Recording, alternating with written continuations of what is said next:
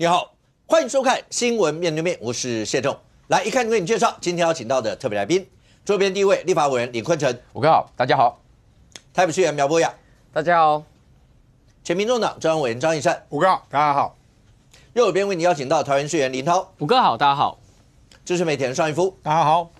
立法院荣誉顾问三哥哥陈柏惟。上次剃光头，五哥那一集心情不好，所以没有介绍。我今天是再剃一次光头。大家好，我是三 Q。有，刚一来的时候呢，就大家都要问，三 Q 你又剃了一次，三哥为什么要再剃一次？再剃一次啊！我觉得剃的那一周气氛不错，然后我们选前一周再剃一次，看会不会气氛好一点。OK， 好，那这个某种程度啦，当然三 Q 也是希望透过这样的方式，也算吸引大家一些注意，然后整个在大罢免里面再注入一些。包括一些的活水啦，或者怎么样？确实，但是得罪了王义川，还是比较不好意思一点。OK。义川现在都不太跟我讲话。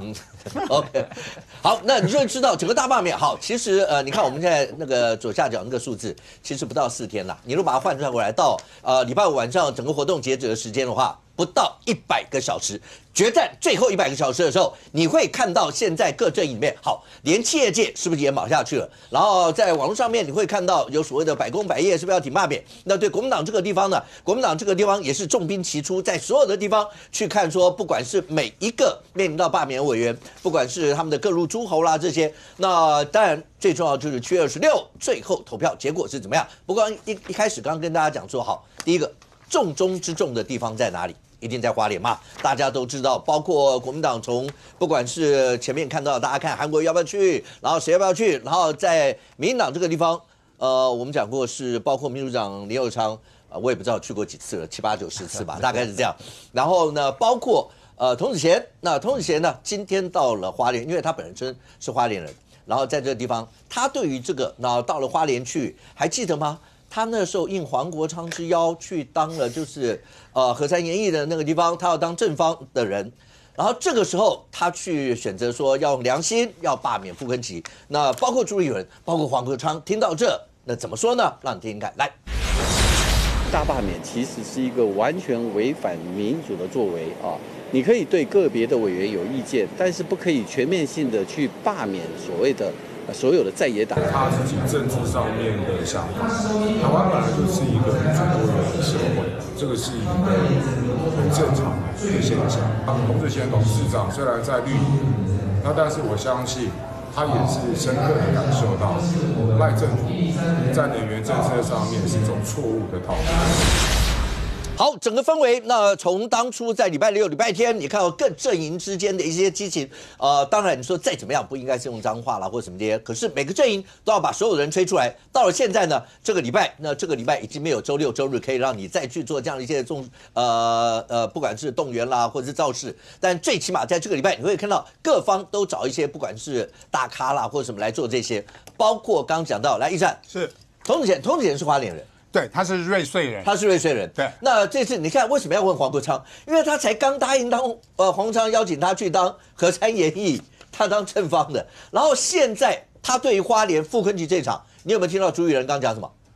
对，我们可以针对个别委员有意见这个委员可能就是指傅昆萁但是4个月前就告诉他，我们大家都对傅昆萁有意见包含国民党人也一堆人对傅昆萁有意见但是朱立伦你有没有处理？还是没有处理。现在剩下4天，你现在讲这种话还有用吗？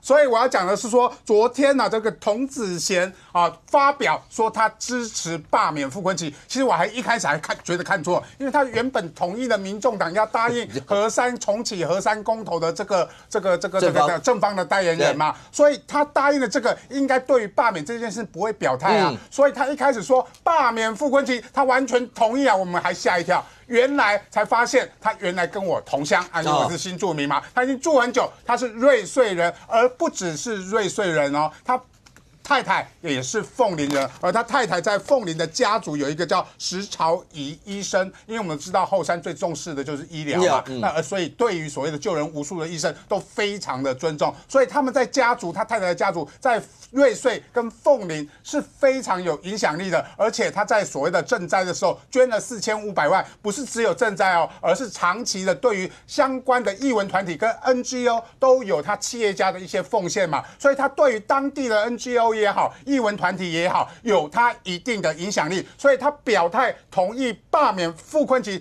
当然就值得大家关注嘛。而且他见机履机，他说我明天就去，我用行动来支持罢免傅崐萁。行动是什么？他早上坐最早的一班火车直奔花莲之后，跟张俊在凤林跟所谓的吉安开始做扫街的动作。我们可以看到，这个是童子贤还有我们的张俊的议长嘛，他其实讲得很清楚，他说傅崐萁这20年来用假离婚的方式，让所谓的花莲政治家族化，2个夫妻轮流做，全世界还在世的掌权者大概只有金正恩可以跟傅崐萁比的，讲得这么重所以你就知道他们多痛恨傅崐萁这样子的用他的政治的手段去取得花莲县的一个政权嘛，所以他对于傅崐萁的不满就是他讲的非常的不言而喻非常的清楚。但是尴尬的是谁？尴尬当然是傅崐萁的小弟嘛，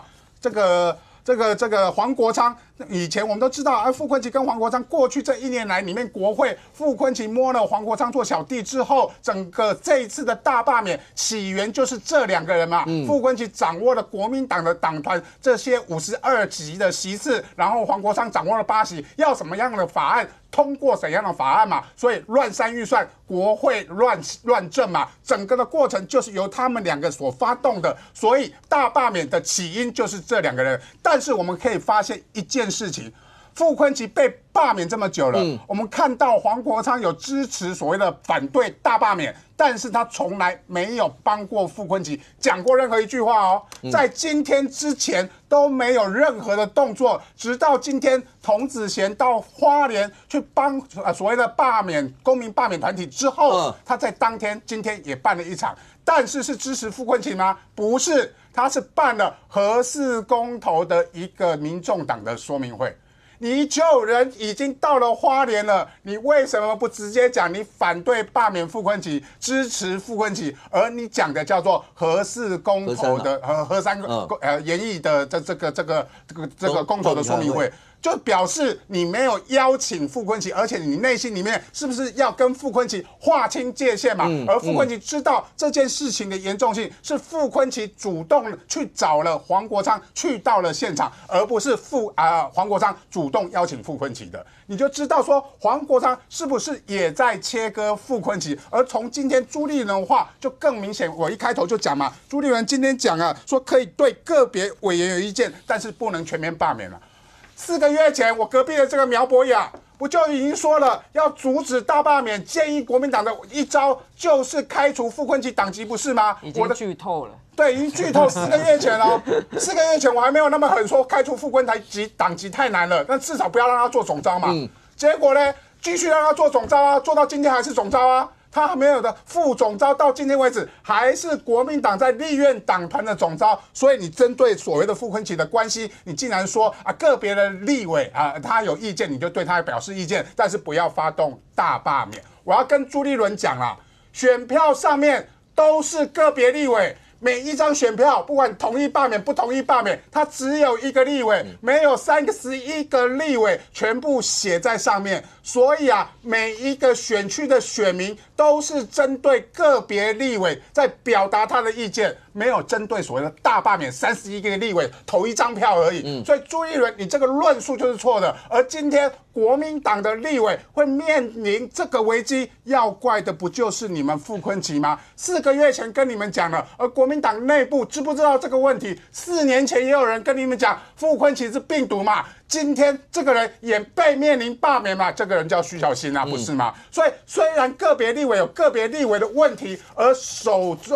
恶就是这个傅崐萁，而傅崐萁这个病毒传染到国民党这31个立委全身。今天这个大罢免的行动，就像我们张俊议长讲的，张俊议长讲是要救国民党是要找回过去那个蒋经国时代让人家尊敬、让人家信任的国民党，而不是由傅昆萁、朱立伦所代表的国民党。来，林涛，第一个，朱立伦主席讲的那段话是在做某种程度的切割吗？刚才易善的解读是这样。那包括黄昌主席，因为如果到了花莲，理论上，因为花莲这一席太重要，对各阵营来说，所以如果要是去的话，如果要是只有抢救雷恩大兵的角度来看的话，去一竿里狗嘛，除了你说和山研营那个座谈会啊、说明会啊这些，那当然就去那个地方拉拉手也好，讲讲话也好。那没有主动要去的那些原因，也是在做切割吗？会吗？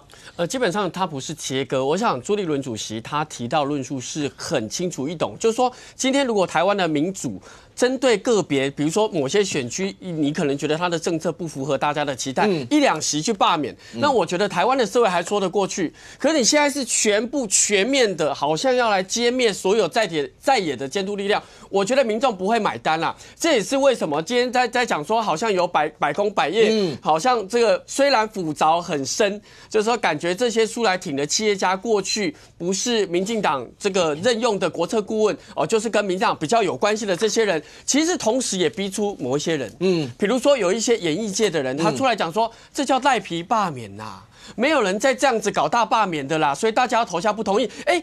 同时也逼出这些人来哦，这些人不是任何的动员，他是自己觉得台湾为什么现在变成仇恨动员，为什么要这么乱？所以你基本上可以看到那个论述，甚至就过去有一个蔡英文不是有女生的一个英本吗？他出来讲说，如果你对于个别的委员有意见，他没问题，可是这种大罢免他也不会接受了，他是超级资深的英本呢。所以你可以看到这几天有一些网络的 KOL 出来被动员也好，或者他自发性的也好，那些其实过去是跟蔡英文总统也有点关系了。这代表什么？这代表现在他们想吹民进党里面，甚至连蔡英文派系出来没有明确表态要支持大罢免的这些人，他也希望把民进党的这些支持者拉进来嘛，代表民进党里面针对大罢免也有不同的杂音。我觉得这是一个百工百业现在看到的大的状况。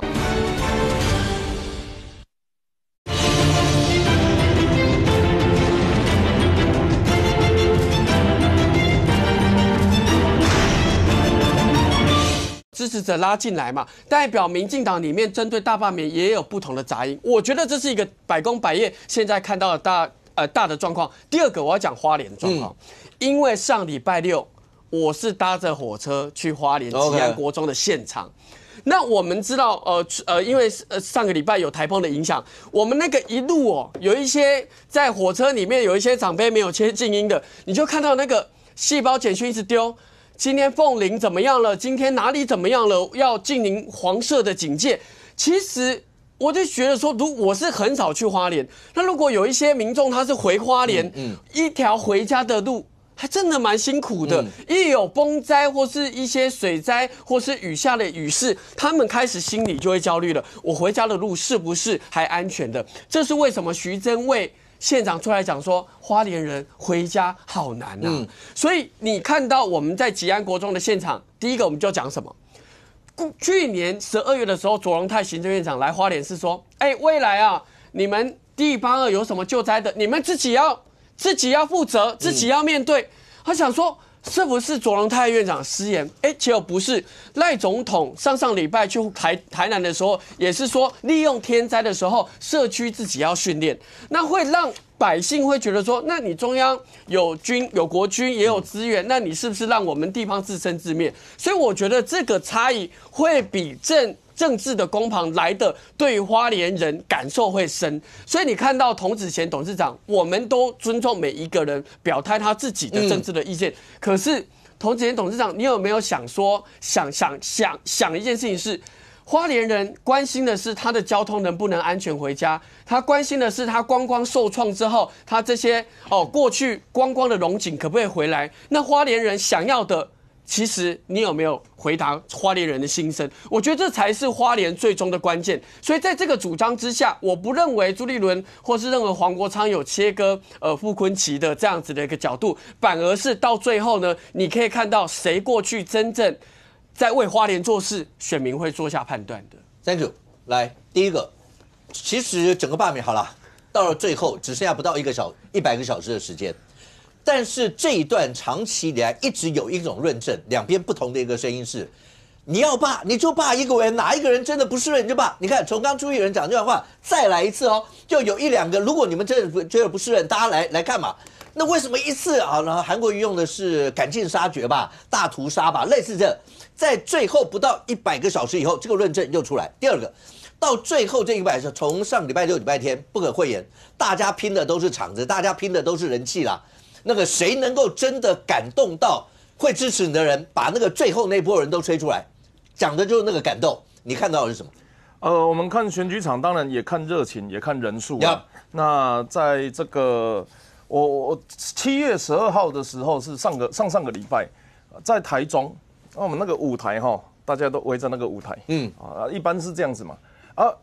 就有前辈讲说，我们看的不只是坐的人，要看站的人因为站的人通常可能不是动员来的，或者是年轻人要看他的脸孔再来有一个很关键的讯号，要看他的旗帜，他是这样子，还是这样子，还是这样子？不要激动，不要激动，我知道，这个是表示非常激动的。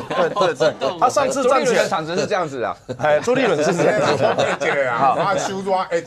我跟你讲，我本来以为站起来是很厉害的，站起来。上次我在哪里看到，在韩国瑜高雄的场子选市长的时候，对那个站起来隔天就贪食蛇，那个印象很深。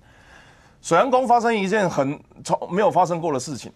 来的群众背对舞台，因为那个庙刚好在捷运跟路口旁边，所以他们背对舞台，他们没有在馆里面演什么，他们在路口拉票，我没有看过这种，我从来没有看过这种，这第一个。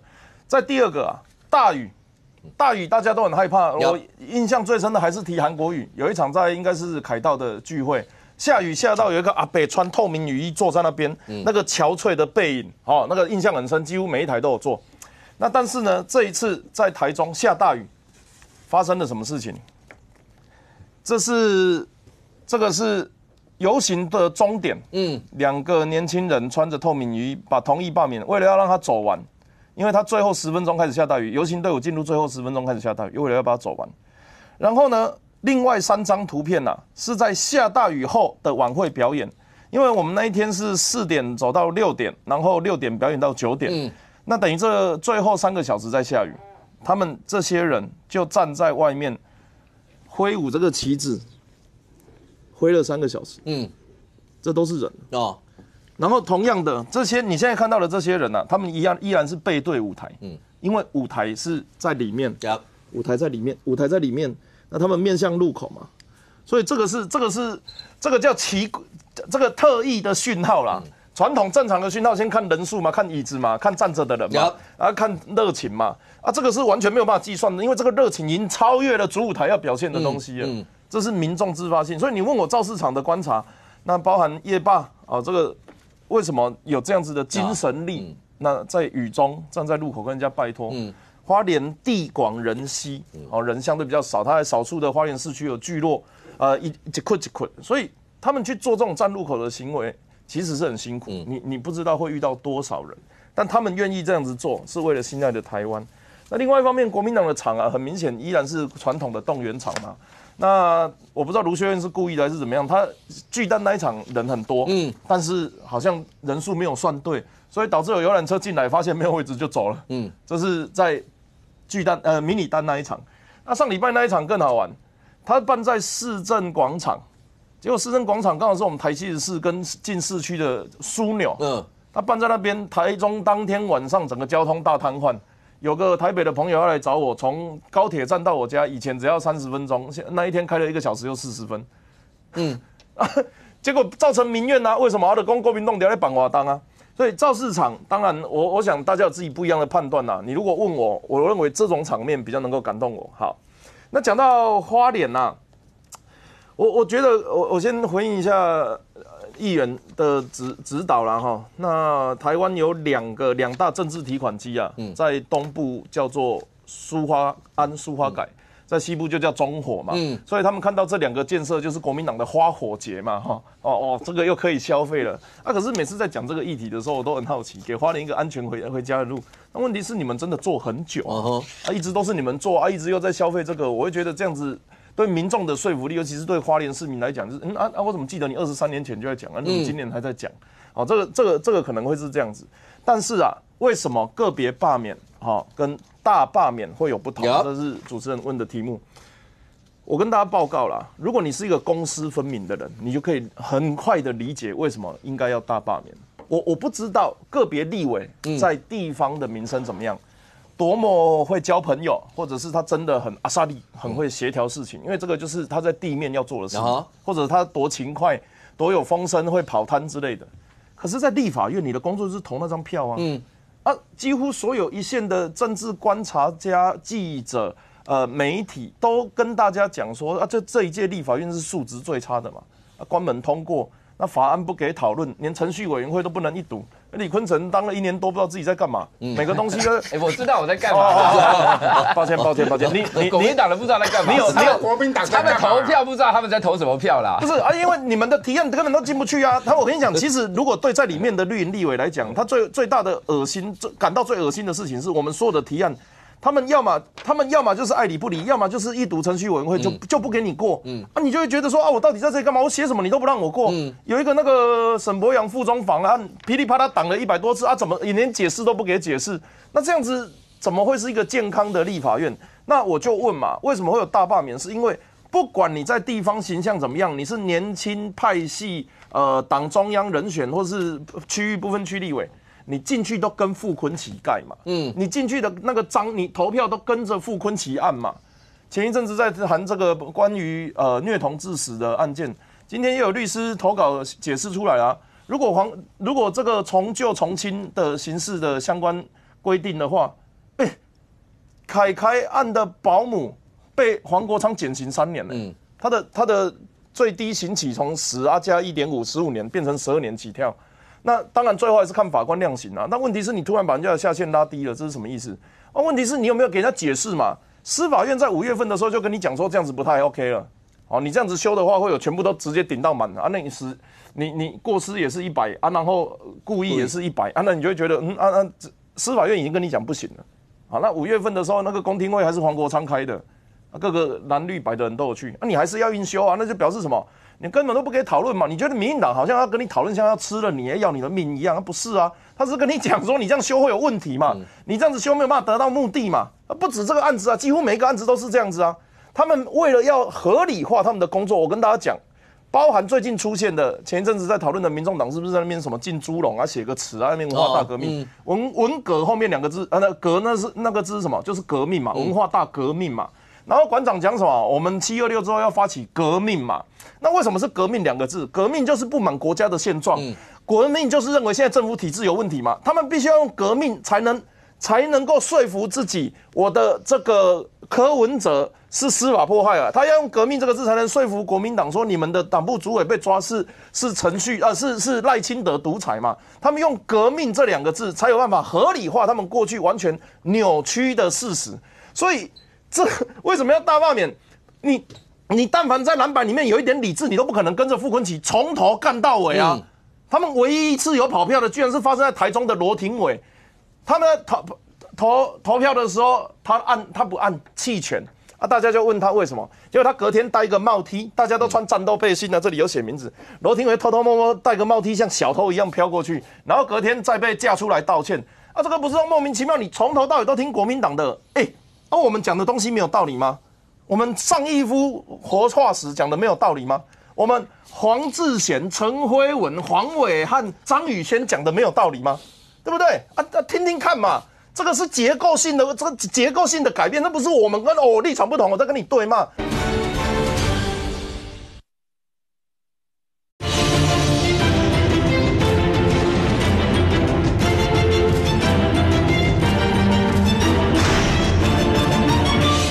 这个是结构性的改变，那不是我们跟立场不同，我在跟你对骂。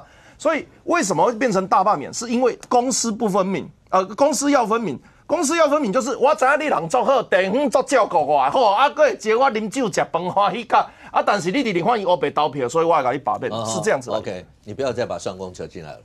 上公上次已经上公我帮你解，没有，我没有在抹颜色了。对 ，OK， 你是最棒的。好，来，李涛。要不要直接回应讲？尤其是为什么是大罢免？刚才三Q讲就是这个样，在他们眼中，每一席都跟傅昆萁一样，在这样投票。其实如果现在在整个大罢免，民众的感受是酸苏冰的啦。这个在柯建铭讲是去年刚选完，在还没有这些政策法案在立法院表决的时候。他们就已经想了要大罢免这件事情，那就没有这1年多，你前面用总预算，后面用一些政策过的法案，后面那些都是理由啦。真正想要的是，因为他们不想要朝小野大。可是你自己去看一件事情，过去陈水扁也遇到朝小野大的事情，他也不会用大罢免的方式，他也不会说要打掉杂质，他也不会说这个在这个罢免的这个领衔人里面还讲说什么，如果大罢免失败，那赖清德就没办法戒严。也不会有这些举措出来，民进党的立法院党团的粉专也不会抛出这个韩国的尹锡悦，感觉这个戒严是好棒棒。所以以前陈水扁是遇到这件事情嘛，哈。第二个我要讲哈，因为刚才3Q 哥讲说有很多政策都没办法通过啦，民进党提出了很多政策没办法到立法院，他说你们根本连讨论什么都完全不理。其实我讲一件事情哦，光以凯案来讲，民进党是可以投同意的。邱意莹就投同意啊，他后来出来可能有压力讲说没有，他是投错票，怎么可能邱意莹投错票啦？他因为未来他想要挑战大位，这会有后坐力嘛？如果今天大家全民对于虐童案致死这么的愤怒，应该要把刑度调成无期徒刑或可以判死刑的状况之下，民进党都没办法接受。那请问你要投什么案子嘛？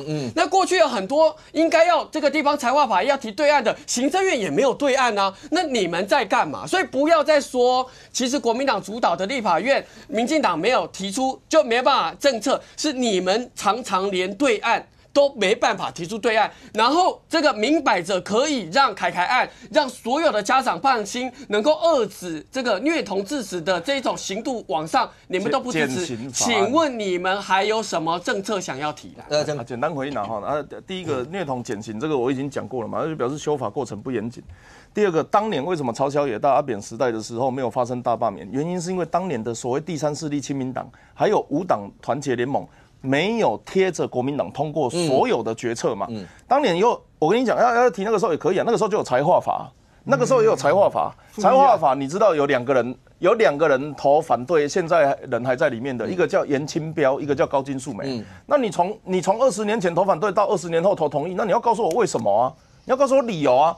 那台中是国民党6都执政里面垫底的县市，台中人口最多，面积也大啊，结果被国民党排得比台北、新北、桃园都还要少。那你要告诉我理由啊？为什么啊？他们我台中人不是对不起国民党，我给你6个立委，1个副院长，1个市长啊，结果你财化法给我第4名，到今天没人解释那为什么那个过程是什么？那我再问一次，财化法的算式是什么？全台湾的这个跟台湾的51区一样，没有人知道财化法。然后你跟我说普发现金案那个民进党要分台北今年的剩余，每个人可以发2万，财化法再加下去，每个人可以发4万。哇，你是每年从人民手中拿走4万呢？不要瞎掰，我们这种政治语言很多我都知道，但问题当年的3党不过半是亲民党跟5党会2边投的，他们是有议题性的。今年的3党不过半，民众党是从头到尾都就跟着傅昆萁爸爸在前面跑的，所以那个大罢免的状况不一样啊。如果真的，我其实觉得很开心呐，就至少可以跟人你看多久没有去讲法案了？因为过去这种法案都啪啪啪1、2、3、4就过了，然后有那个要表决之前，我等一下再给你看，要表决看看李坤城想看是不是？我跟你讲，投票前3分钟就会给你看，没有投票前3分钟，投票后才给我们看，投票后才给你看都有。3完预算才给你看都有，3到还要变负的都有，这个是专业能力问题，这个也是人民真正的感受。我只有一句回应哈，其实地方财化法好像只有高雄民进党立委提出他对希望高雄的比例的这个对案。你高雄市长叫来3分钟就让你刚才讲说台中也没有，民进党也没有提说，我可不可以在这个法案里面把这个预算多一点嘛？也没有嘛。如果真的要为台中来争取更多的经费，那请提你的对案，不然的话，如果现在都不改，刚说一句的留一些给我讲。如果都不提的话，那地方增加的就是0。台中有6个国民党的立委，2个民进党立委，这就表示这6个立委无能为力。这6个立委没有办法为台中争取福利，这6个立委只能听傅昆萁的。OK，来，坤仔哎，刚才讲从花莲一路讲说民进党内部怎么样看这场所谓的大罢免？林涛刚刚的意思是说，你们内部有没有派系的问题啊？有没有所有这些？民进党现在怎么样看待这一次？好，第一个整体的大罢免，第二个花莲刚虽然说好说是老招，但是对花莲林涛刚才也特别讲，那花莲人是不是这么期待一条安全回家的路？那傅昆萁夫妇喊了这么久，但显然说有用啊。民进党就是支持大罢免。民进党这个从上到下都是支持大罢免。我们希望说726大罢免大成功，不要用什么内部有什么派系有不同，导致国民党内部，我就看说，包含这一个朱立伦，朱立伦那如果支持这个傅昆萁的话，应该讲出来嘛，不是说个别的立委可以去罢免，不要大罢免，那你应该讲出来就说，个别立委不应该罢免嘛，傅昆萁也不应该罢免嘛，朱立伦有讲吗？朱立伦没有讲嘛，那韩国瑜嘞？韩国瑜他宁愿跳过花莲去台东去辅选黄建斌，他也不愿意去支持这个傅昆萁啊。那后来大家觉得说，不行啊，韩国瑜你不能跳过花莲去支持这个黄建斌嘛，总是要来花莲啊，总是把这个傅昆萁把这个韩国瑜抓到花莲去了，在那边待了20分钟。20分钟，大家有没有想说傅昆萁有没有这个韩国瑜有没有讲说傅昆萁值得支持？傅昆萁是什么美男子，或者傅昆萁总招做得很好，我们不应该罢免他，有没有？他在里面20分钟讲话，完全没有提到傅昆萁这3个字。去年04、03花莲大地震，当花莲人需要这个立委唯一的立委的时候，傅昆萁跑去哪里？跑去中国啦。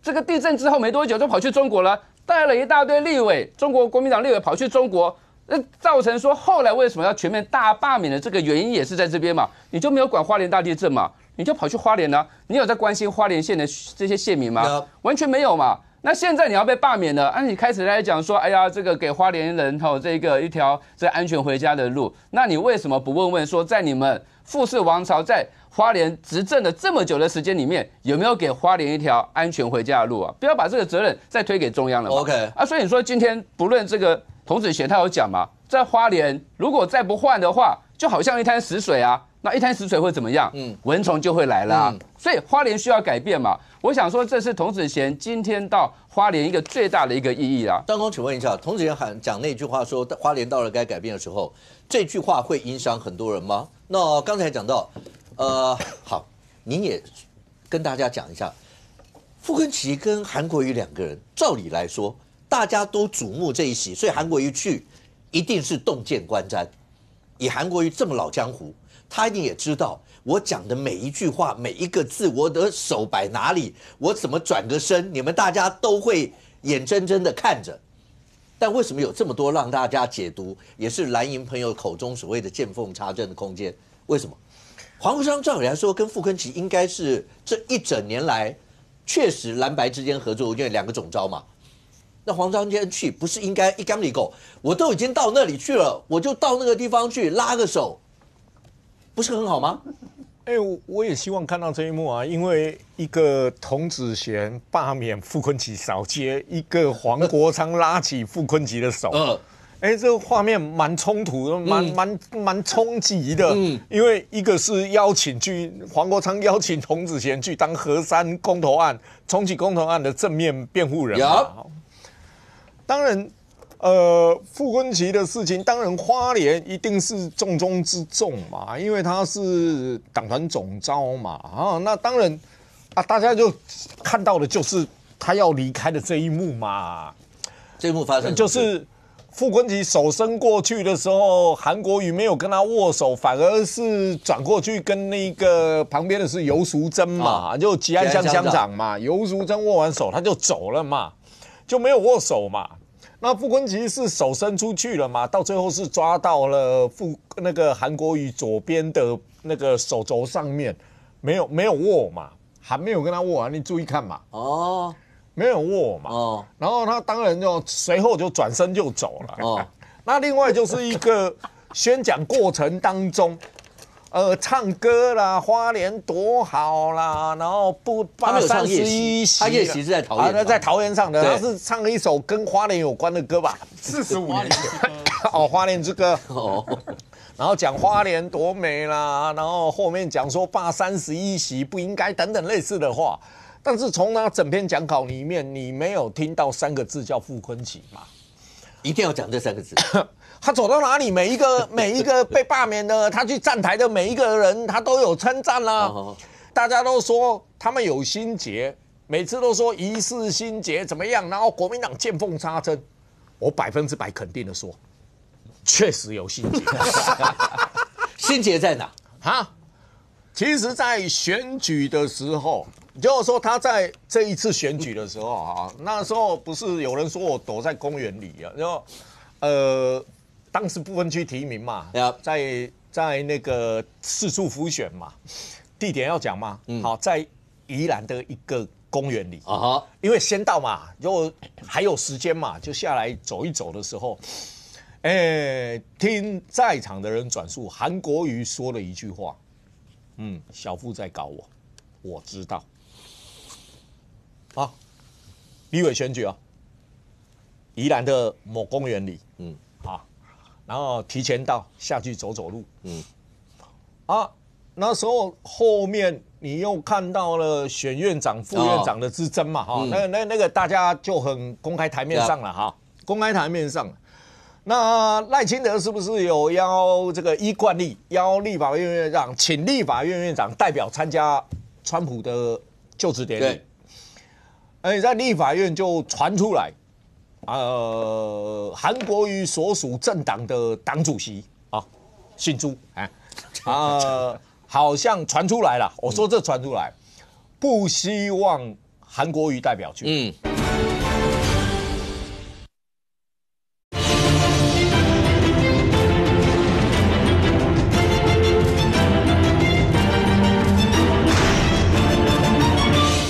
好像传出来了，我说这传出来，不希望韩国瑜代表去，不太赞成韩国瑜去，那这一段话怎么会流出来？而且是在绿营里面流出来的，因为刚好那一天我也不小心就闯进了一个绿营立委的办公室，当时他们就在讲这件事，然后听说，告诉绿营这一段话的人，刚好也姓傅，刚好也姓傅。然后各位还记得他要去之前吗？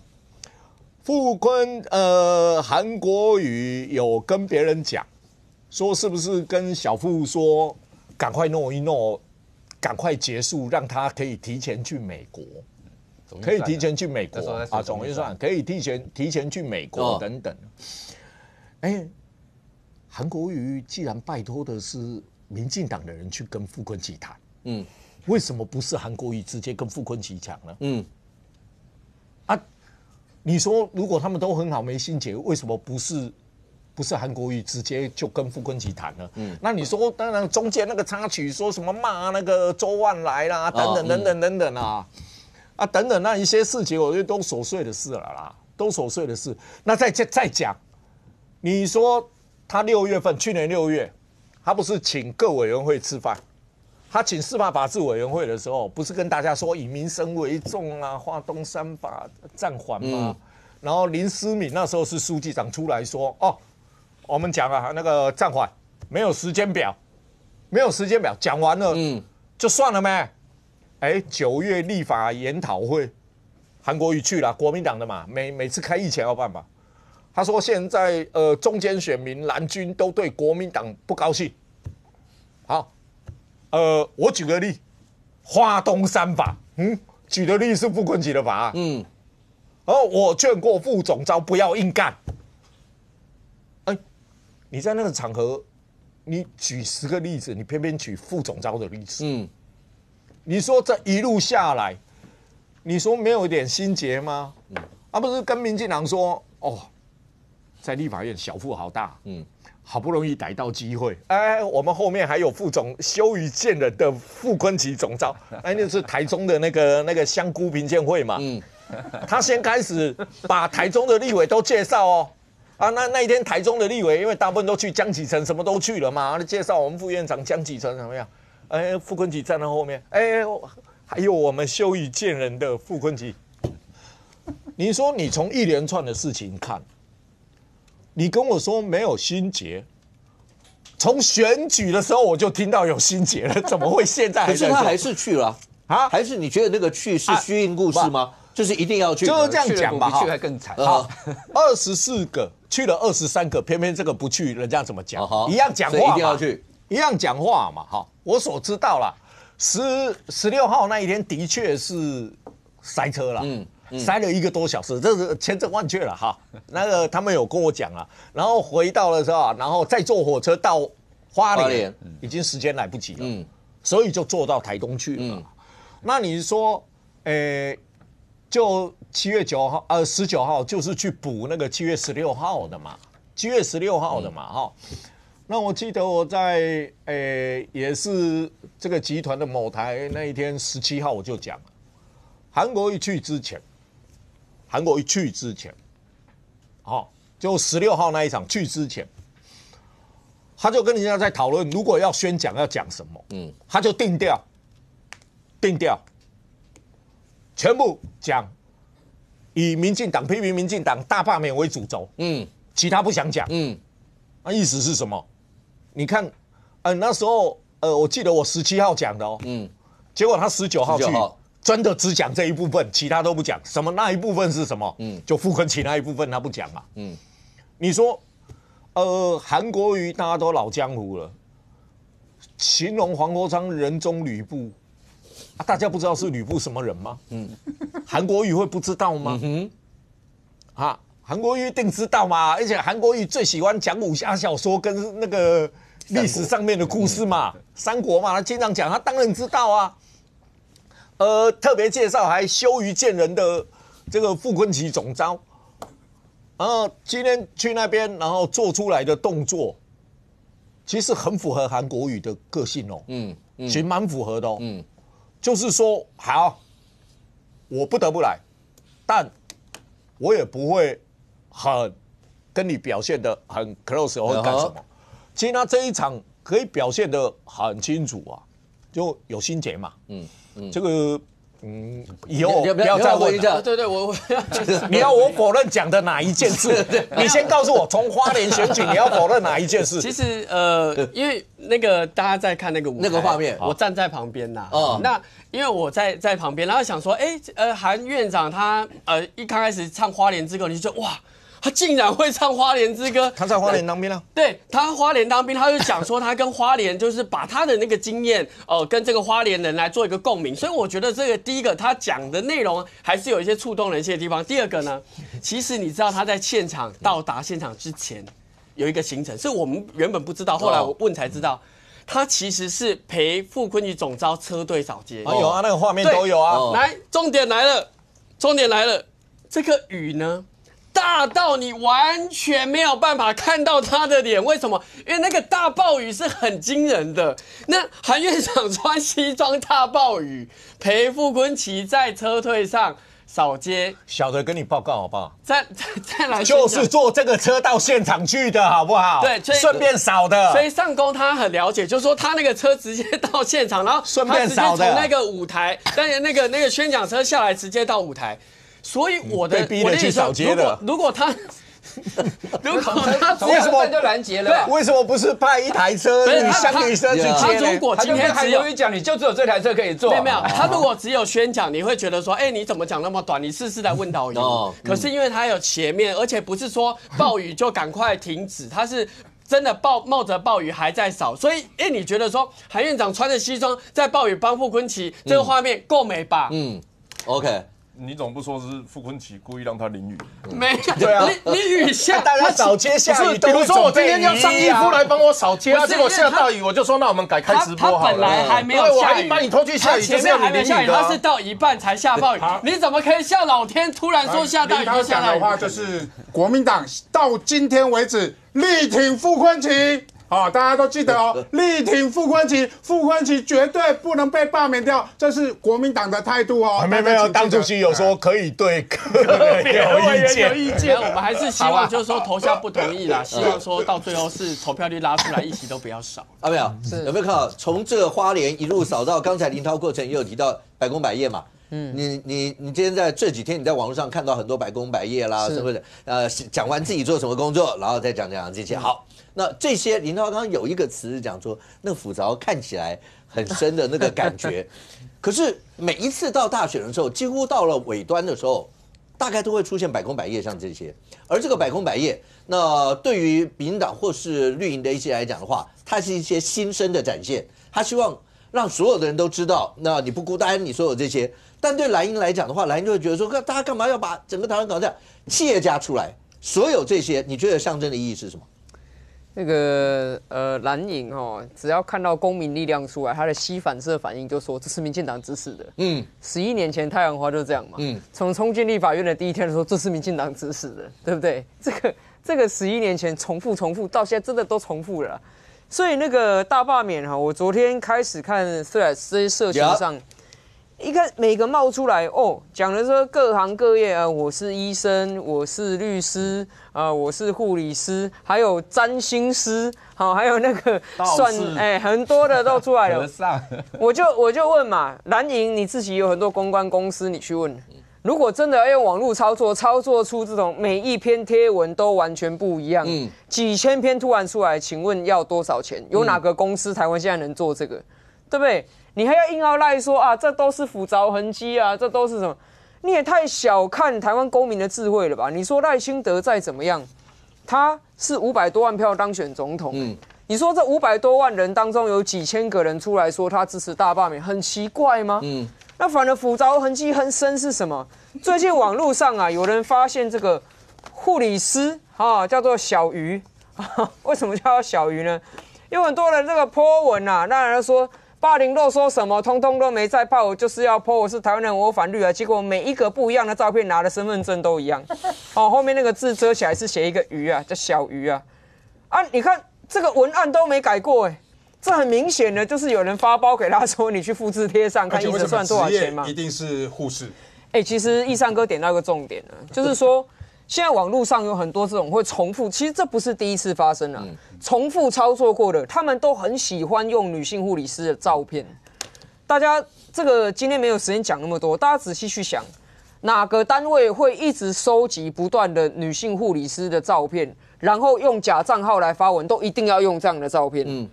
那他要操作什么样的讯息的时候，用这样的职业身份出来会最好操作？大家可以去思考一件事情，我们看乌克兰的经验就好了。俄罗斯进攻乌克兰的时候，乌克兰的网络上是不是同时所有真假讯息都一起爆发？然后是不是有最多的假讯息是在讲说什么乌克兰哪里又沦陷了，哪里又死伤惨重，哪里又投降了？所以你去看到这一种假讯息的复杂分析，我觉得这是跨党派看了应该都要共同来关注、要忧心的。就说我们台湾的选举罢免什么时候每一次都有这种很假的东西，然后重复的文案。盗用我们国人的照片，其实这些贴文下面很多都有受害者照片被盗用的人去留言说：“这是我的照片，你为什么被你盗用？”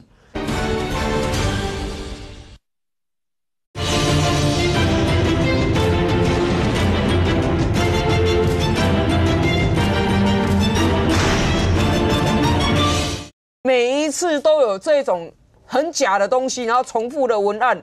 盗用我们国人的照片，其实这些贴文下面很多都有受害者照片被盗用的人去留言说：“这是我的照片，你为什么被你盗用？”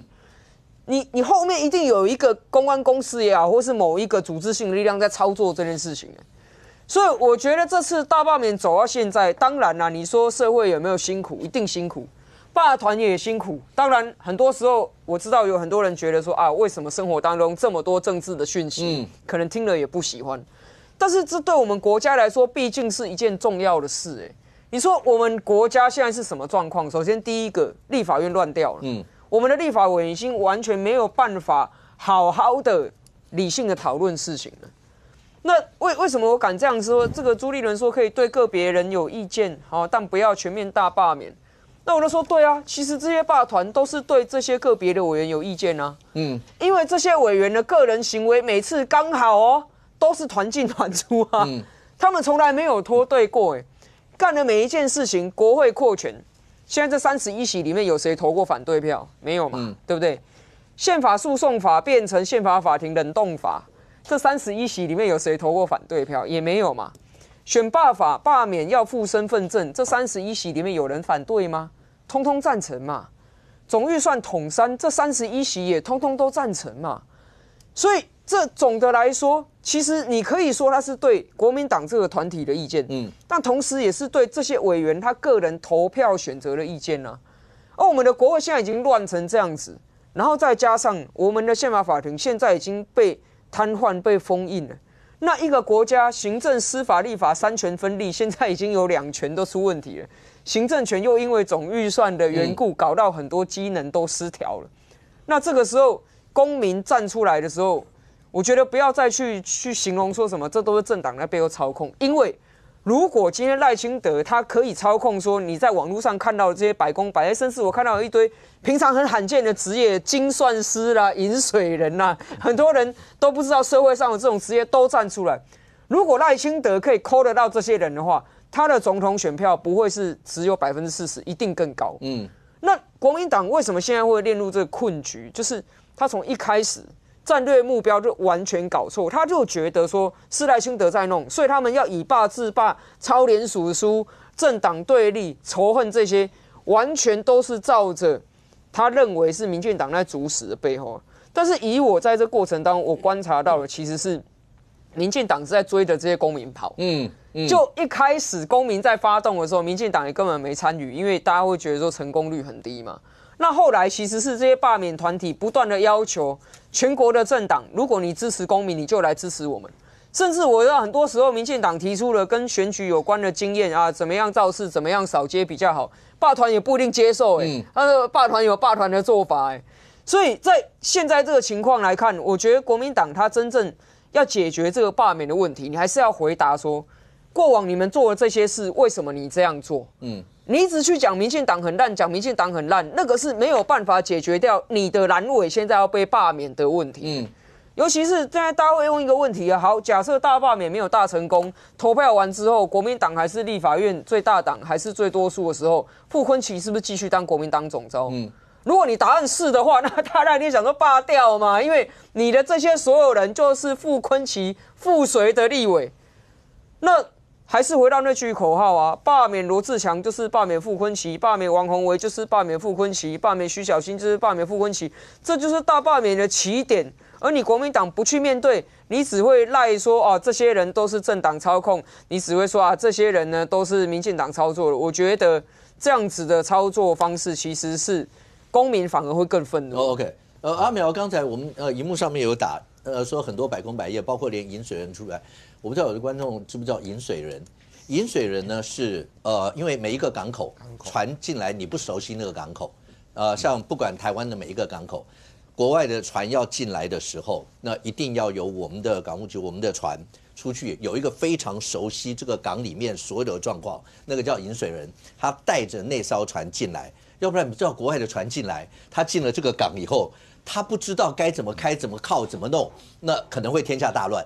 所以有一个职业叫引水人，就是在那个港里面，他非常熟悉所有的状况，他带着那个国外的外面的船。进这个港口该怎么停该怎么弄，那叫引水人。可是阿苗刚点了一个问题，林涛，第一个，如果这次大罢免完，假设傅崐萁委员还是委员，林涛这集前好，他还会是总召吗？你们自己的判断，这是刚阿苗的。另外，阿苗举的百工百业，阿苗刚讲说赖清德总统这次大选500多万票，蓝营加白营的总统候选人加起来600多万票吧，300多万跟200多万嘛。那如果所有这些百工百业出来贴，大家拼场，蓝白应该也不会输。看到的这些，或是 Thank you 刚才拿街头上冒着雨，然后那些人刚刚特别提到说背对舞台，各位你懂不懂什么叫背对舞台？因为每个人去参加那个造势应该是面对舞台嘛，背对舞台就是他可能拿海报，他拿什么要让所有路过的人看，要去吸引所有那些人。蓝营应该也会有，不管叫青年军，不管所有那些。那这些你要不要说出来？要不然Thank you说你们的人拿旗子就是这样。他刚才特别这样挥给你看，对他刚才动作是有点过大了。对，他最后要跳上来。没有，也有韩国瑜那一种啊。我明明都有讲持平而论，客观理性。因为我们这个本来在对政治的那种表态程度，就本来就是说那种热情程度，本来就是我们比较温和啦。因为在野的支持者，我们的支持者比较理性，比较经济学。没有啊，你们都对霸台吐口水然后两个事情，真正被吐口水的是叶元之被吐口水了哈，所以大家都可以看到。很喜欢接黄国昌的口水。两件事情啊，我觉得第一个哈，因为刚才阿苗提到一些政策，但是我还是要回到一个最基本的原始点，就是柯建铭是在选举结构已经定了，去年就想说要发起大罢免。那你说这些政策过去过的地方财划法，从中央的钱到地方，还不是一样人民的钱？然后呢，警消条例照顾警消有问题吗？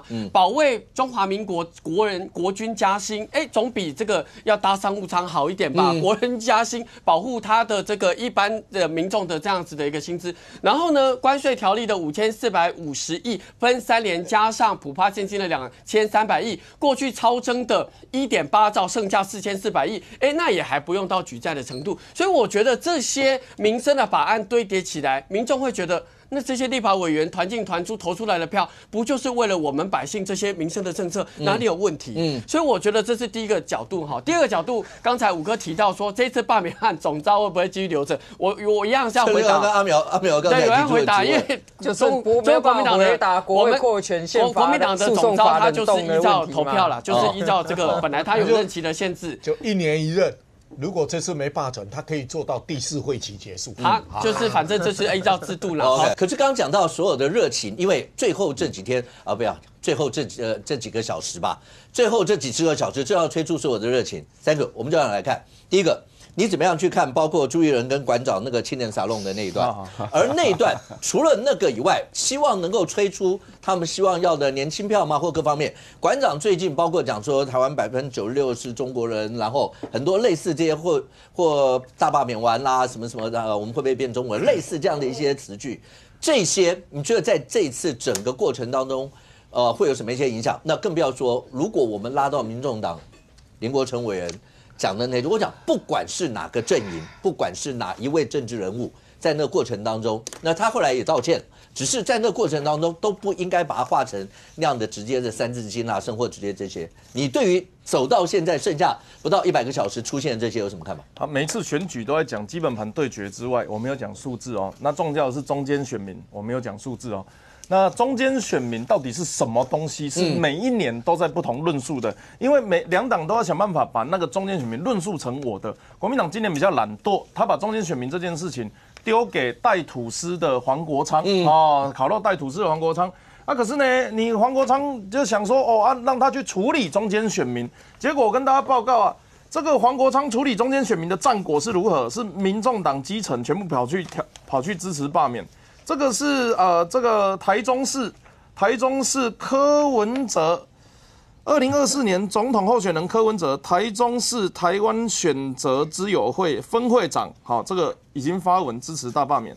那另外一张呢，这是在台北的贵宾募款餐会的贵宾桌第2桌，这位陈先生柯文哲的，他现在还是党员哦，他说我支持大罢免。还有谁支持罢免？蓝白还有谁支持罢免？这个人叫做朱立伦，在青年沙龙的时候偷偷比了一个圈圈，小图看不到，我们看大图。哎呀，朱立伦也比了个圈圈，这个是求救讯号，国际通手是540。你如果是感受到胁迫，那个压力的时候，不方便表达自己的本意，请你比出540。我是真的想不通，虽然我们笑归笑，但是我是想不通为什么朱立伦会在这个时候把手卷起来，到底想要干嘛？所以呢，我们看到蓝白都有人偷偷的在跑票了。另外一方面呢，如果讲到黄国昌跟这个馆长必须要讲中间选民的论述。中间选民他吃科学理性务实，他可能会投柯文哲；他要3党不过半，他可能会投民众党。还有一种叫做彩虹投法，我总统投赖清德。民进党抗中保台顾国家，我区域立委因为只有蓝绿2个选择，我就投给国民党。我这个不分区科学理性务实投给民众党，这叫彩虹选票。结果他的彩虹选票发现不对，我投给民众党的好像跟投给国民党没什么不一样，因为你区域已经给他了嘛，你民众党的也是跟着国民党跑嘛，所以这个3党不过半的美梦破碎。那他要挽回说，那我要回到2024年选前怎么办？他现在要把票再拿给民进党，其实正常，如果国民党想要把这个票的论述拉回来，应该要怎么做？可能会有另外一套做法，或是民众党要取回这些中间选民的信任，他们应该要往中间靠拢。结果他们的做法是我往红统方靠拢。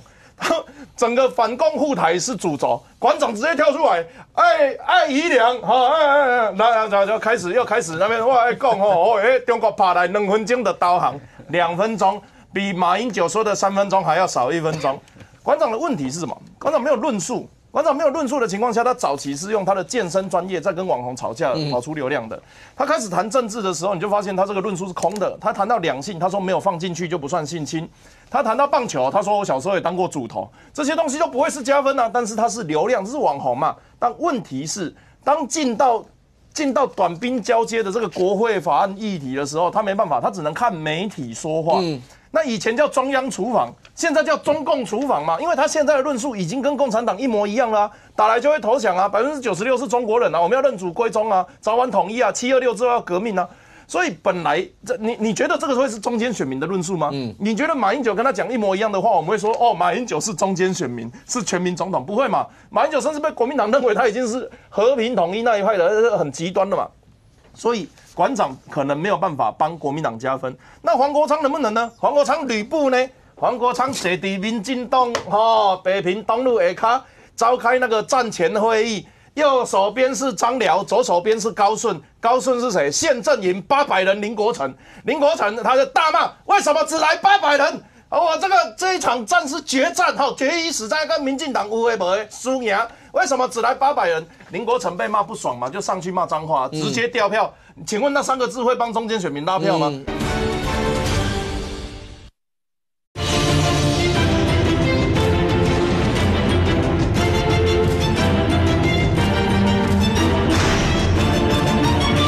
林国成被骂不爽嘛，就上去骂脏话，直接调票。请问那3个字会帮中间选民拉票吗？那3个字只要一转到电视，刚才再重播，赖清德，我的嗨。那个爸爸妈妈要不要听啊？不要看，然后不要看啊！这个不要看是遮眼睛，不要听是捂耳朵。这个是细节。好赶快转掉，这也不会帮你加分的。他只会在夜深人静的时候，妈妈会偷偷爬起来说：“刚刚那一句话是谁讲的？我要去投他对面，生气嘛。”另外一方面，张辽是谁？张辽叫江河树，率领2000人跑到六福村。民众党怎么可能在台北市动员能力是1500人啊？那不就表示你人跑光了吗？那个柯文哲的余温已经不见了嘛，对不对？所以，当你需要的中间选民科学、理性、务实3党不过半，因为柯文哲贪污、黄国昌独裁，然后馆长红统化，都已经不复存在了。但是呢，国民党还期待着会带白面包会带吐司来的黄国昌，想不到黄国昌只带吐司走的路上还边走边吃，那就表示那个人快没了。OK， 可是你再怎么样，好了，阿苗，你以后不要随便讲人家带吐司，是不是？现在所有人都在讲带吐司，的共识，所有人都在讲带吐司。那我讲吕布也被韩国瑜学走啊。我们2个罢免仔私讯，你叫他吕布，他说 OK。但意思是为什么一场选战打到现在，因为罢免是选战另外一种嘛，打到最后会变成是这个样一个感觉。好，你也讲说那个过程当中吧，不管馆长讲的啦，所有这些啦，现在对国民党来讲，第一个白银当然重要啊。那不管是就按黄国昌主席或者是白银，因为对很多罢免，我还是举像岳仁之讲的，他说只要能够多加1票都是1票的那个感受。但现在看起来，就刚刚讲说，包括你说720的那一场林国成委员的那些话，或所有这些，某种程度会不会变成一种反噬？对，刚才讲到百工百业那个表态，我也表态了，我是前民众党中央委员。重点是现在4年后的这个党跟4年前我们提出说要作为台湾第3势力的那个党，到底一不一样？有多少人现在还期待这个已经馆长化、红卫兵化的这个政党吗？这个才是问题呀！我就不要讲说他们在720办的那一场不3不4，还讲脏话，还丢鸡蛋，那样子仇恨动员。我知道他们想要用仇恨方式来动员，去把他们群众呼喊出来嘛。重点是跟这个政党原本的体质是不是一样？不一样嘛。当初柯文哲成立这个台湾民众党，切的是中间这一块啊。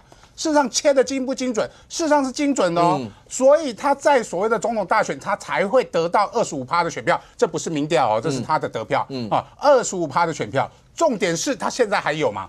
他人跑去哪里了嘛？如果他们不断的馆长化、红卫兵化，甚至是丢鸡蛋的暴力化的话，这样一个政党会吸引到他过去的支持者的支持吗？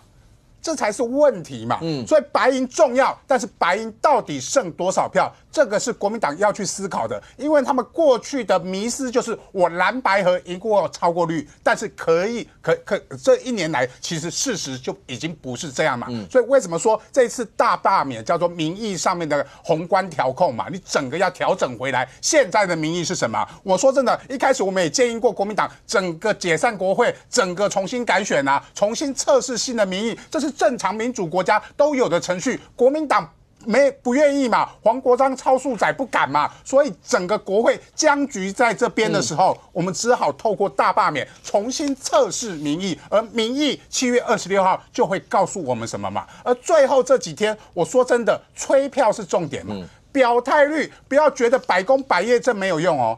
百工百业不要对林涛来讲啊，很多人都是过去民进党的。重点是你有没有去看过那些百工百业？很多就是素人，单纯的素人，还有很多就是过去曾经投过民众党柯文哲的人。现在为什么站出来说我要支持大罢免？更多的叫做国民党的支持者站出来说我要支持大罢免。我就讲花莲为例好了。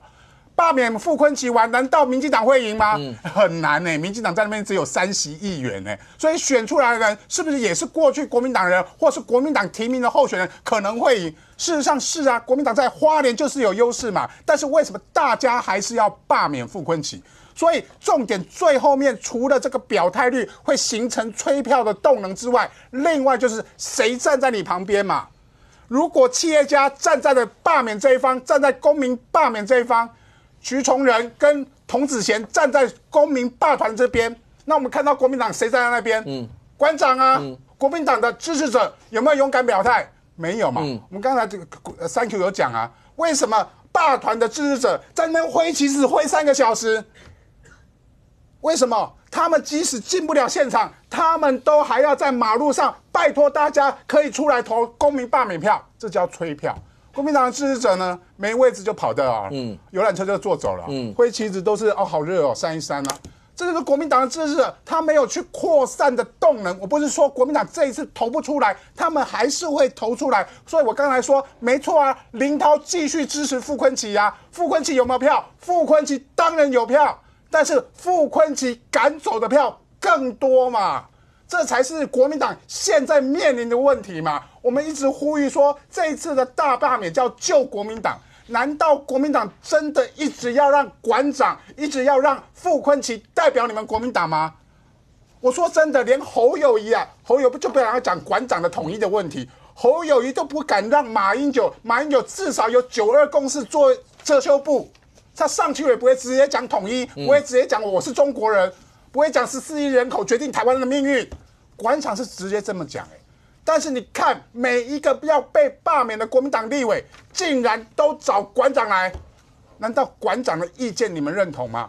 如果侯友宜选总统的时候都不敢让马英九上台，为什么现在每一个国民党立委都扒着馆长？这才是国民党现在的问题嘛。而国民党这次的问题必须用什么敲醒？就是罢免现在的所有的国民党大罢免大成功，才能够敲醒国民党。重新改选完，改选出国民党，我也没意见。但是重点是，如果大罢免失败了，国民党认为傅崐萁是对的，馆长是对的，这个样子台湾会非常的危险。尚总，请问一下，媒体上报道，你连国外的一些媒体都会关注到，这次包括民众党一些选民啦，他们的一些的动态啦这些，那有媒体上解读说，最近你看到民众党一些委员，譬如像林国成委员啦，或其他一些委员，那个言行。会比较激烈一点，是因为2年条款吗？因为8月10号要开党代表大会嘛，那党代表大会就会讨论，涉及到2年条款的问题嘛。那2年条款现在听到的很多种说法嘛，一个叫做整个取消嘛，一个叫做弹性取消嘛。那所谓弹性取消就是你8个不一定就说8个全部都留然后你留几个什么什么指标是什么嘛？那现在大家不就是要表现给党代表看吗？我有战力对，我有战力啊。不然你看林国成以前哪这么激动？但是他什么时候开始？你记得上个礼拜五嘛？我们不是说，他们打成一团，光是为了那个布条，谁先进去海报，对吧？对啊。林国成不是跟民进党在那边吵了半天吗？对啊。对吧？他对要审发会是审发会，对，还有后面黄国昌啊，后面黄国昌不是冲过去吗？对，然后你再看到他上台那个，你看林国成，其实以前在立法院里面，其实他不是那么激动派。你像那个吴佩益跟那个吴春成的冲突，就为了那个壮士代那个预算，不是一拍吗？拍桌子。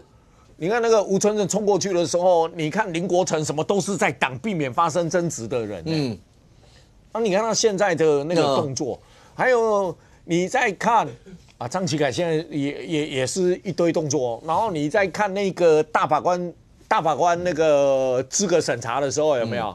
你有没有看到很多民进党的民众党的立委上去？那黄国昌立委，你看麦玉珍拼命在问什么？在问清华城啊。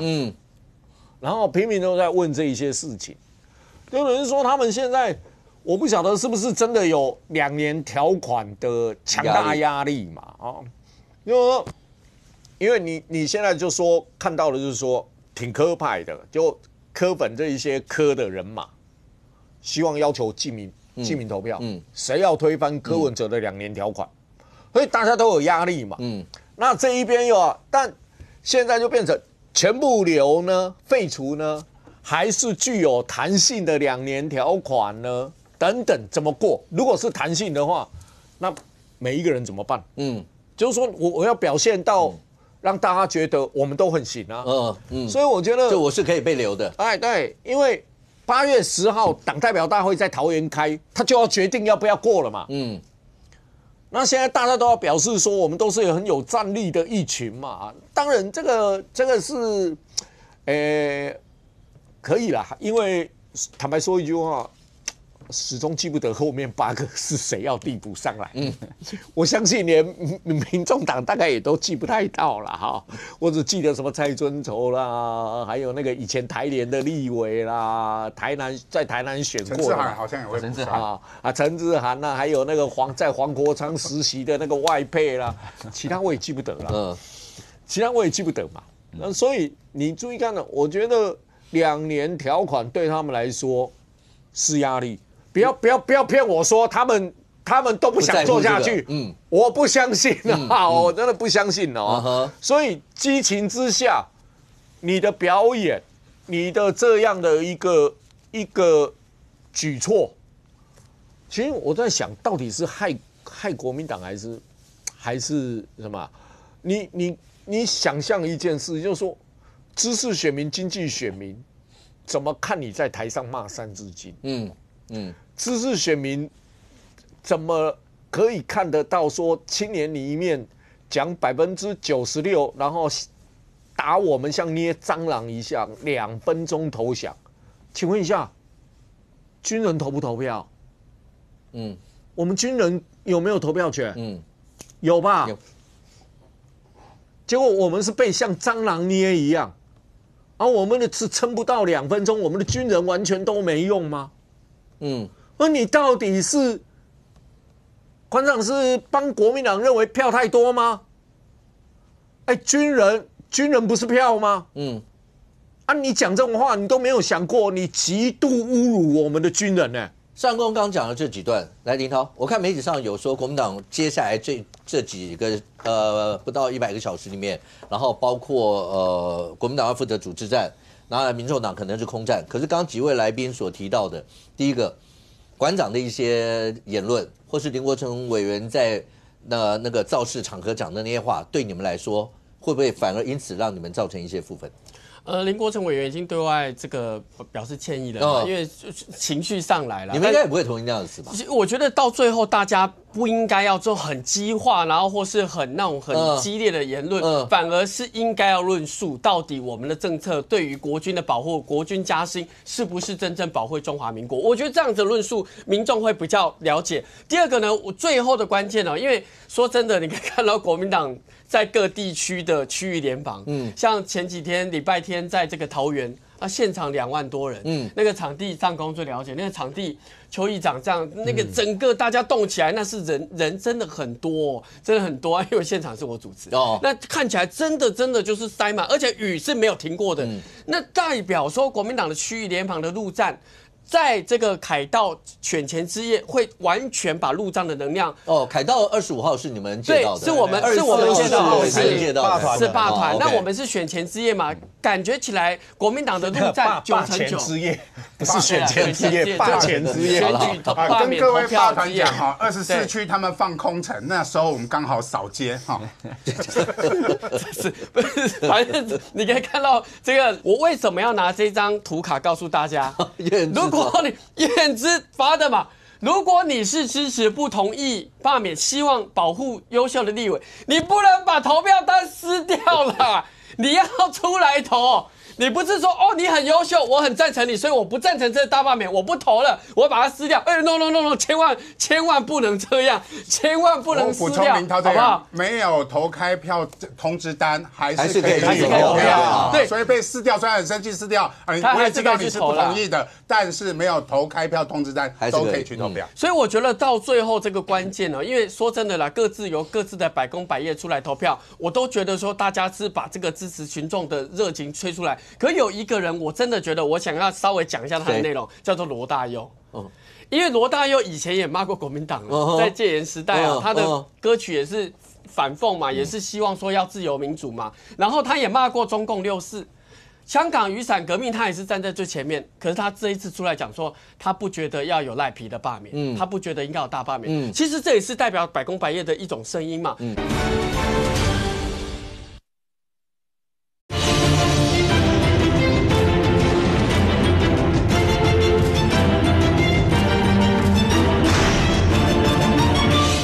香港雨伞革命，他也是站在最前面。可是他这一次出来讲说，他不觉得要有赖皮的罢免，他不觉得应该有大罢免。其实这也是代表百工百业的一种声音嘛。所以我觉得最后这一个关键，我还是一个关键，不管你是空战也好，陆战也好，出来投票啊，投票率要拉出来啊，风雨无阻啊。那现在我听到好像周末又有可能台风的影响。我会觉得有点担心啦，但是拜托大家风雨无阻。罗大佑在深圳去年在深圳办演唱会，他在向观众大喊"台湾是中国的"。我就补充这一点就好。OK。但坤姐，现在看起来的话，好，你们对于刚才林导有特别讲桃园那一场嘛，对，那个满坑满谷的人，然后超过2万个人啊，所有这些。大家都看到，当然民党也讲说，包括你们也在桃园办，然后包括也在不管台中、桃园或贪吃蛇，这些吹出了就让大家知道自己的包括动能啦或各方面这些。但这些如果碰到刚前面所讲这些的激情，你们现在到底怎么样看待？说刚才前面所讲，甚或有一些是过度的一些这些行为，你们现在怎么看？我觉得那都是反动员啦，就是说现在就是民进党或是说公民团体罢团这边就是要催出投票率，因为其实25%就是个门槛嘛，所以是大家要催出25%的一个投票率。那现在国民党除了他们自己动员之外，他当然希望能够抓一些属于民众党的一些支持者。但是我看到7月20号，民众党在我们这个中央党部前面办了个活动，我认为那个会把一些原本这个支持民众党一些真的比较一些讨厌民进党的这些选民会把他赶走，就是说他不愿意去投票，因为他觉得说像刚刚林国成那一种过激的一些言论，那其实就是尬拍跟他多少谁嘛，就是说谁的父母他希望说他的小孩听到这种言论，然后就说那在讲话那个是立法委员，就好像那个有个立法委员对我比中指一样，那都是一个负面的一个示范嘛，立场前面，对啊，就是。这个都是负面的嘛，所以说你看，罢团一直拿着这一个徐小新对我比中指那一个，一直在做宣传。那其实对徐小新来讲，就是一个非常一个负面的一个宣传嘛。所以说，我觉得对于这些民众党支持者来讲，他们觉得说，那我为什么要去支持国民党的这个大罢免？没有这个动机嘛，刚才除了讲林国成之后，我再讲一个，就民众党，民众党，我认为啊，他们那一天的这个7月20号整个活动的都已经让人家觉得说，你到底7月20号你办这个活动的目的到底是怎么样？你看看嘛，民众党的这些人，他们就说啊，对不起，我以前有投过民进党，但是他们用什么样的方式来呈现？利用过去中国共产党文化大革命的那个时候的这种场景，你看嘛，戴高帽，然后进猪笼，然后呢戴狗牌，这就是过去在中国共产党文化大革命的时候所使用的嘛。结果呢，现在在2025年了，结果民众党他们自己用这种类似这个红卫兵式的文化大革命，把过去说啊这些人，我也不知道他们有没有支持过民进党。好，那我知道周瑜修有，因为他以前是民进党党员，但是周瑜修他现在已经是民众党的一个秘书长。我觉得其实还蛮可悲的。我看到他被人家这样戴高帽，然后上面写一个耻字，然后呢进猪笼，然后带狗牌，我就觉得说，你好歹也身为一个党的一个秘书长，就算你过去支持民进党，但是现在你就算大家有不同的这个政党认同，但是你有必要为了说你讨厌民进党，然后呢让你这些民众党这些党员，然后借着过去中国共产党文化大革命的形式，在你上面写一个耻字，然后呢把你进猪笼，然后叫你带狗牌，而且很多的民众党的党员就在那边围观。我觉得就是说，这对于这些中间选民来讲，就觉得说，那到底现在民众党到底在做什么？不是，那再请问一下，包括赵少康喊出来的关税32%，因为我先讲，因为这个数字到目前为止，包括 AIT， 包括行政院是否认，那没有相关的一些证实的一些东西。但是当他就讲说，那你们为什么不赶快公布？赶快公布啊！你们大家都只会否认，赶快公布，因为只剩下不到100个小时。对。这件事情会不会产生什么影响？我觉得赵少康他很擅长用这种恐吓牌来恐吓台湾的选民。他之前也讲啊，如果大罢免大成功，青年要上战场啊。那现在要讲说，那民进党政府盖牌，明明已经收到这32%关税了啊，躺在民进党政府的这个抽屉里面，这根本就是危言耸听嘛。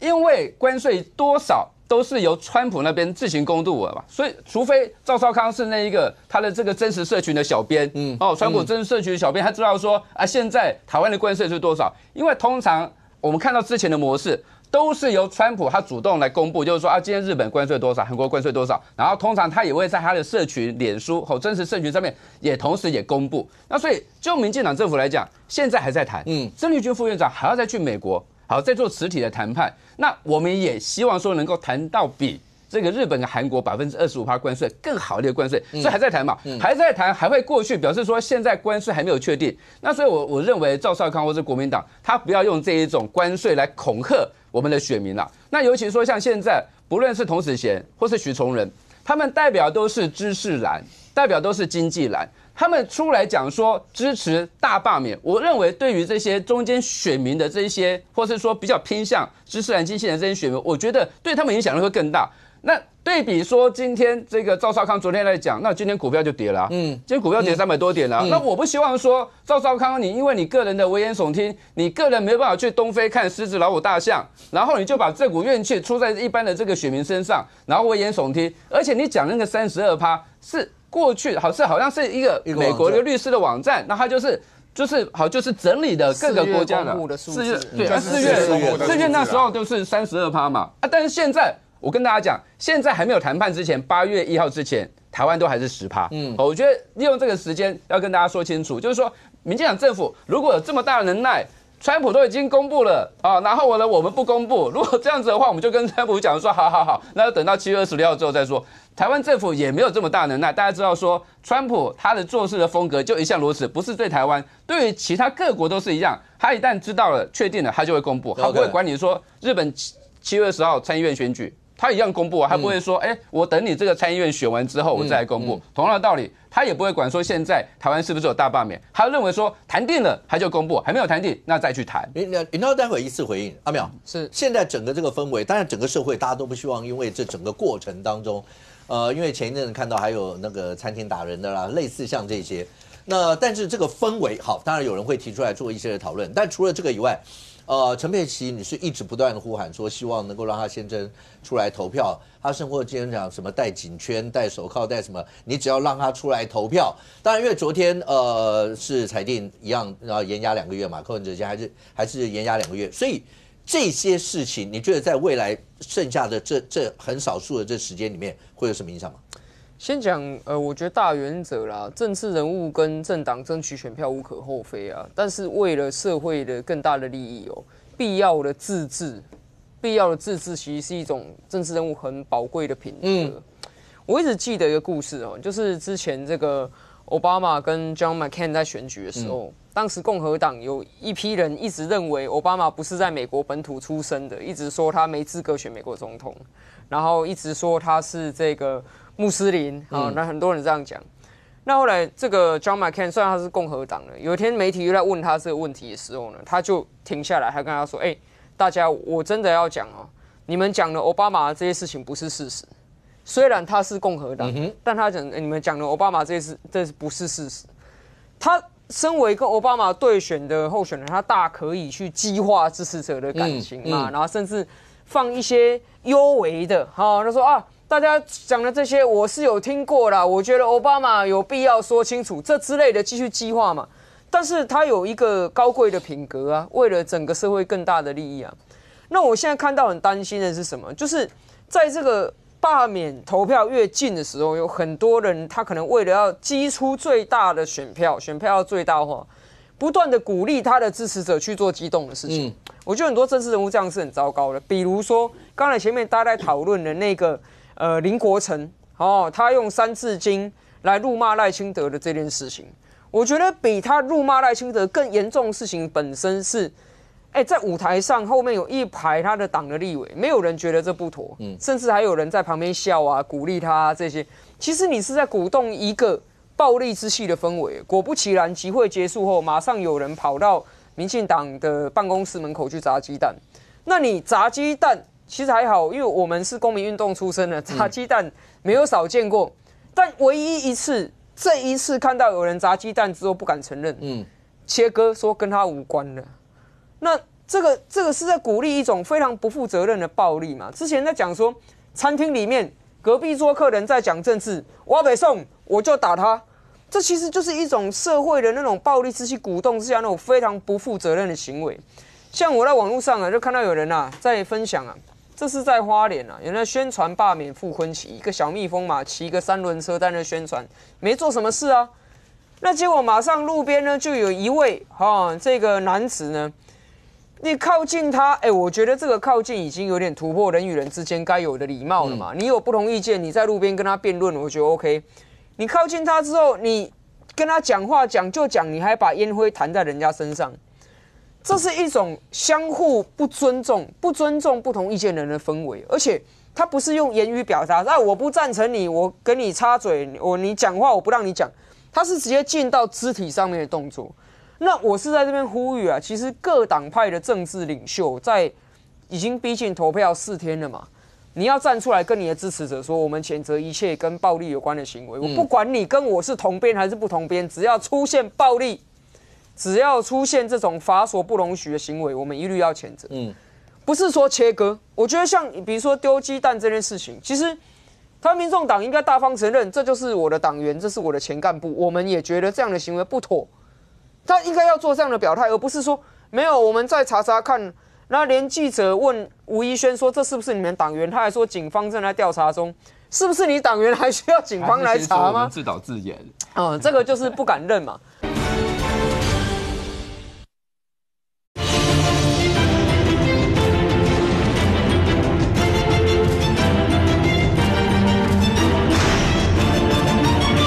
这个就是不敢认嘛。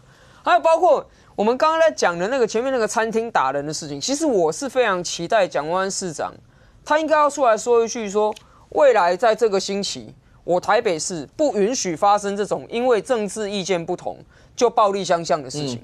我要交代我台北市警局要以最严肃的态度查缉这一类的案件，他应该要所有政治领袖不分你蓝绿白啦，都要做这基本表态。不然的话，未来我们台湾难道要成为像香港一样，谈论政治竟然要带有恐惧的地方吗？别忘了2019年香港整个反送中最触目惊心的一幕是什么？元朗地铁站白衣人打人事件嘛。在那个打人事件里面，老的打，小的打，连孕妇也被打。但是最可怕的是，有警察站在旁边，竟然没有执法。那我们当然希望所有从中央到地方各级政府。县市首长，你在催票之余，你也交代一下你的县市的警局，该查办的这种选举暴力的案子，绝对一定要第一时间介入，第一时间查清，因为我们不希望看到台湾成为一个谈论政治在公开场合竟然要感到恐惧的地方。陈佩琪叫柯文哲，希望他能够出来投票这件事，你觉得会有什么影响？我想我跟你也了解啦。好，如果说你真的是要让监狱里面的被羁押人或受刑人能够投票，应该要修正羁押法跟监狱行刑法嘛。因为投票是很复杂的，如果你没有办法，你无法没有授权定执法，你投开票所怎么设？你的造册那个领票的名册怎么造？那些都要法嘛。所以如果你认真的希望让柯文哲可以投票，不应该因人设事。黄国昌在去年8月就应该要在立法院里面推动修羁押法跟监狱行刑法嘛，那可是他没有这样做。那退而求其次，就算你是为了柯文哲个人争取好，你不是为了所有的这个收容人、受刑人，你在中选会公布726要投票的时候，你就应该提出申请。你那时候你1个多月前就知道726会投票嘛？那可是现在距离投票4天了，他说突然宣布我要提出申请。其实他是吃定了北所，还有吃定法院，因为没有任何一个看守所或法院能够在4天之内处理个别受刑人你要让他出去投票的这件事。所以现在的结果完全可以预知，不是因为有内线，是时间一算你就知道来不及处理。那所以唯一的作用，为什么要这样打假球？因为到投票日当天，他们又可以再 po 一个 po 文，陈佩琪说我去投票了。但是柯文哲他没有办法来投票，然后呢，再一次的激化这种我们被司法迫害这种悲情牌，看能不能召唤到柯文哲的支持者也出来投。这个剧本我觉得太低阶了，因为大家完全看的就是他就是吃定你时间不够嘛，故意拖到这个时候嘛，那然后要打一个司法迫害牌。那我觉得选民应该是有智慧，可以看穿在这后面的这些政治的盘算了。OK， 来云涛。看起来的话，你们725，然后你们这边是724，所有的人重兵集结，一次进出，最后有什么呼应吗？对，我先做一个回应，然后来呼吁哦。其实基本上大家就觉得说，这个到最后短兵相接、暴力的行为，或是说一些过激的都应该降低，这本来是台湾社会很好的嘛。那其实林国成委员讲的那些内容，以前赖清德委员已经讲过了，爆粗话嘛，对不对？所以我觉得都是尽量避免。第二个呢，小草还是重要的，小草能够出来投票，其实是一个蓝白大家的一个团结。所以你可以看到，针对关税这件事情，其实管中闵校长来跟这个蓝白的立委也开了记者会。希望能够来预测这个冲击。那所以你刚才提到，就是说，大家提到关税，为什么在这个过程中，应该赖政府应该某种程度某些资讯要揭露，像是日本针对汽车跟农业的这种伤害，其实可以批次的来跟这个社会大众的说明。所以我觉得啦，说到最后只剩下4天了，这是史无前例的大罢免，大家都不知道结果会怎么样。大家就是尽全力的来争取选民大家的认同。林涛，可不可以请问一下，花莲这一席最后变成国旗之争吗？或是中华民国正统之争吗？因为不管是罢团或是傅昆萁阵营，就大家都打国旗牌，然后大家都拿对，然后包括蒋经国牌，所有人都打这些。就打到最后，所以最后这场是叫做国旗之争、中华民国之争吗？其实原本不管是这个刚才讲蒋经国总统的牌，或是说在台中有出现说什么，那不应该你们打的吗？对，就是他写说什么支持国民党，然后要票投统一，这种就是有时候罢团会以假乱真，把那些 P 图等等啊。但我说真的啦。你真的要保卫中华民国，你要看看在立法院是谁支持国军的加薪，谁希望说地方的发展可以往前走，谁希望在这个关税能够保障台湾的农民，我觉得这才是真的保家卫国的一个表征。OK， 上公，你刚刚一脸狐疑，30秒。不是，那是谁坐在国民党主席旁边说，一打仗我们就像蟑螂一样，一捏就死了？是谁说我们2分钟就投降？谁坐在党中央里面讲这一段话啊？把我们国军形容到好像毫无抵抗力，这样弱到这样，我觉得你这种你从反过来说2分钟投降，像捏蟑螂死啊，就等于说我们国军很没用吗？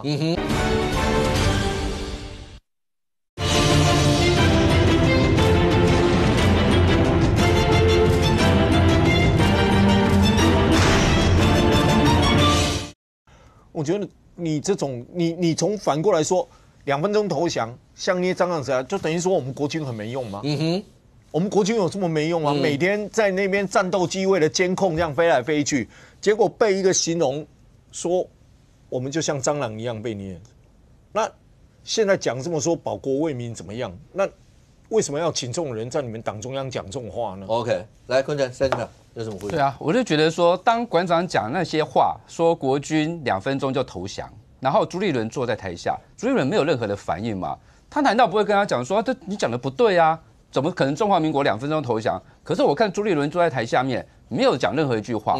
那国民党、民众党砍掉国防部的预算，弱化台湾的防卫能力，让中国共产党、中共来这个打台湾的这些成本降低，这不是就是这一次我们所要这个争取这个大罢免大成功的一个目标吗？因为我们就是主要目标是反共护台嘛，所以为什么有很多这些不论是过去是知识蓝、经济蓝，或是属于这个军人身份的这些正统蓝，都愿意出来支持大罢免？我觉得他们就知道说，如果这一次再不做好好的处理的话，那未来中华民国的这个生存就会面临到很大的一个危机啊！刚才讲馆长在国民党中央讲的那段话，要不要回应一下？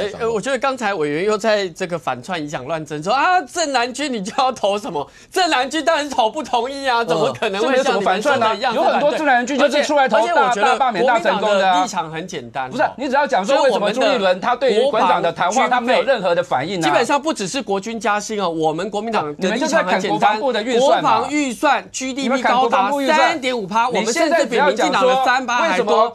这是我们对保卫中华民国、保卫国军最真实的一个承诺。你现在可以回应啊 ？OK， 来2秒，最后30秒。那我觉得国民党现在就是在打一些恐吓牌嘛，对不对？因为听说上礼拜国民党宣布说这礼拜会戒严，时间算一算也看那发生的日子就没几天了哈。然后又在讲说什么，哎呀，如果大罢免大成功啊，然后赖清德就会独裁这些。我觉得现在还是要回归到问题的本质啦，因为大罢免就算大成功，补选上去哪个党我们不知道。第二点就是说，大罢免如果不成功，宪法法庭就是被摧毁状态嘛。我们的立法院里面就是没有办法理性讨论事情嘛。大罢免如果没成功，傅崐萁继续当国民党总召嘛。25号大法官同意权。就算大法官有同意到10人以上，现在宪法诉讼法大家翻开去看。10个人开会要9票同意才能宣告违宪，是90%的门槛呢，全世界最高哎。所以如果你对现在我们行政跟立法僵局无解的状况感到不满，在国外其他国家总统制的国家、双手掌制的国家，就是解散国会重选，让民意来认证。我们台湾没有这个制度，所以公民手动解散国会，给台湾一个重开机的机会嘛。罢掉之后选出来的不一定是哪个党嘛。阿苗刚刚讲的，林涛，你在上次记者会讲，你还会担心会宣布戒严吗？其实2件事情啊，哈，这个阿苗对这个记者会应该看完整一点，因为那个记者会叫做防止奥部，如果他不会出现保护台湾的民主，当然是好事嘛，所以他是防止奥部。第二个呢，其实要讲戒严，跟要讲这一个我们讲说要打掉杂质或是刑法100条，通通是赖总统、柯建铭跟这个巴总讲，这不是我们讲的。所以你基本上可以看到这个担心是合理的。为什么？因为尹锡悦当时候要宣布戒严的时候，民进党党团的官方账号是说他希望这个尹锡悦的方式可以在台湾发生。所以如果这个国民党还挺纳税，戒严没有发生，但是很好。可是我们担心，如果大罢免真的如同民进党发起的大2罢成功的话，台湾的民主岌岌可危。朱立伦还挺纳税。未来在剩下不到100个小时里面，那最后7月2日的投票到底会是怎么样？那当然对所有阵营来讲的话，最后这段期间弥足珍贵，到底会还会有什么样一些包括造势啊或各方面，我们大家拭目以待。非常谢谢现场所有来宾，也非常谢谢观众朋友收看《新闻面对面》，我们明天见，拜拜。